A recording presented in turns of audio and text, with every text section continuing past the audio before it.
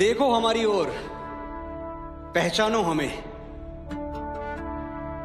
हम वही हैं जो बाण भेद के धरती से धारा निकाल दिया करते थे। वाह!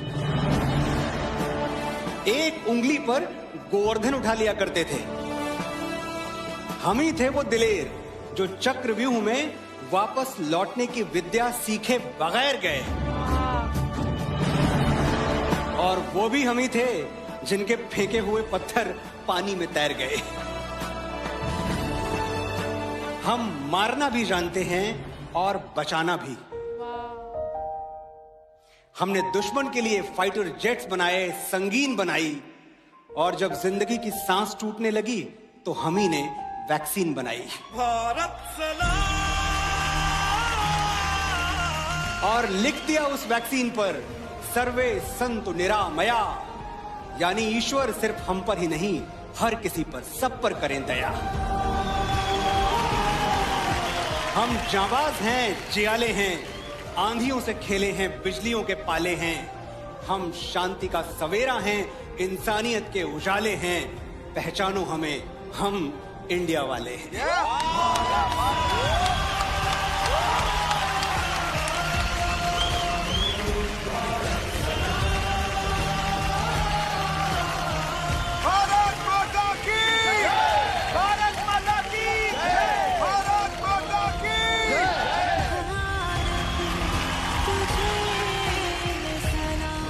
लेडीज एंड जेंटलमैन, ये है आज के दौर के प्रख्यात और बेहतरीन गीतकार जिनके हिट गानों की लिस्ट तेरी गलियां, कौन तुझे यूं प्यार करेगा, एक्सेट्रा एक्सेट्रा, काफी लंबी है।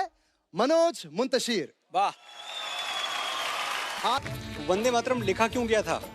क्योंकि एक जमाना ऐसा आया था जब ब्रिटिशर्स ने हम पे ये लाजमी कर दिया था, ये कंडीशन लगा दी थी कि हर हिंदुस्तानी गॉड सेव द क्वीन गाएगा। बिल्कुल, अच्छा। बिल्कुल। जाहिर सी बात है कि हम हिंदुस्तानियों को ये मंजूर नहीं था, और तभी बंकिम चंद्र चटर्जी ने वंदे मातरम लिखा। मैं समझ सकता हूं कि वो गॉड सेव द क्वीन क्यों नहीं गाना चाहते थे, लेकिन आज एक हिंदुस्तानी होने के नाते ये जो मेरे सामने सुरों की क्वीन खड़ी है, इसके लिए मैं कहना चाहता हूं, गॉड सेव दिस क्वीन। भाई साहब, मैंने कहीं सुना था कि हर फैसला होता नहीं सिक्का उछाल के, ये दिल का मामला है जरा देखभाल के। मोबाइलों के दौर के आशिक को क्या पता रखते हैं कैसे खत पे कलेजा निकाल के। क्या बात है, क्या बात है। हम हिंदुस्तानी हैं, मोहब्बत, अमन और सुलह के हमराज हम ही हैं। विश्व शांति के लिए उठने वाली सबसे बुलंद आवाज हम ही हैं। देख लो हमारी हिस्ट्री उठा के, 5000 सालों में हमने किसी पर अटैक नहीं किया, कहीं जंग का कहर तोड़ा नहीं, लेकिन किसी ने हमारी तरफ आंख उठा के देख लिया तो हमने उसे देखने लायक छोड़ा नहीं। दोस्तों के लिए स्वागतम का गीत हैं हम, और दुश्मनों के लिए मुंह तोड़ जवाब भी हम ही, अहिंसा भी हम ही हैं, इनकलाब भी हम ही गौतम बुद्ध हैं, और राणा प्रताप भी हम ही। गलती से भी तुमने हमारी शराफत को कमजोरी समझ लिया तो बहुत पछताओगे। बांसुरी बजाने वाली उंगलियों ने सुदर्शन चक्र उठा लिया तो कहां जाओगे।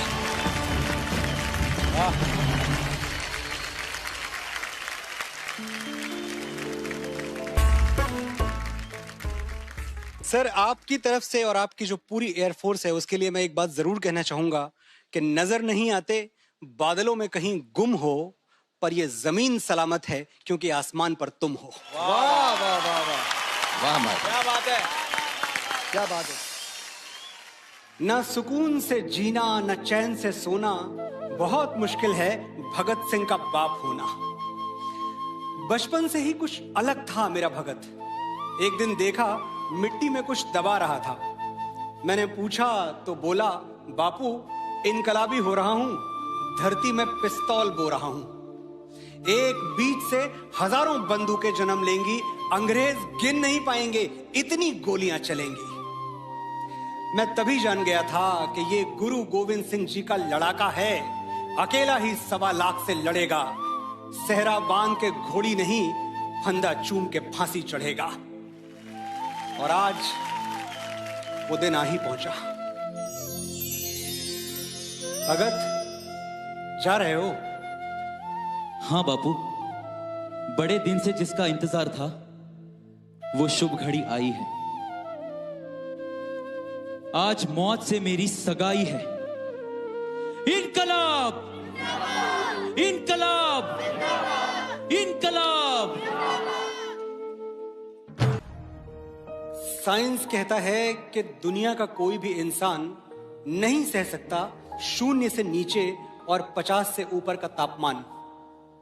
0 से नीचे चटक जाती हैं हड्डियां, 50 से ऊपर पिघल जाती हैं मांसपेशियां।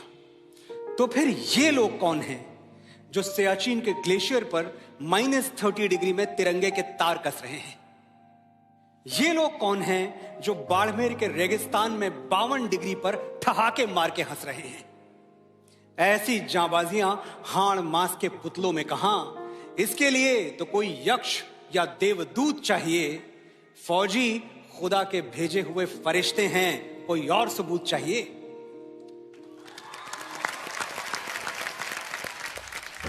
भले कच्ची उम्र में जिंदगी की शाम आ जाए, ये मुमकिन ही नहीं कि खून पे इल्जाम आ जाए। हमारे गांव में बहनें उसे राखी न बांधेंगी, पलट के जंग से भाई अगर नाकाम आ जाए।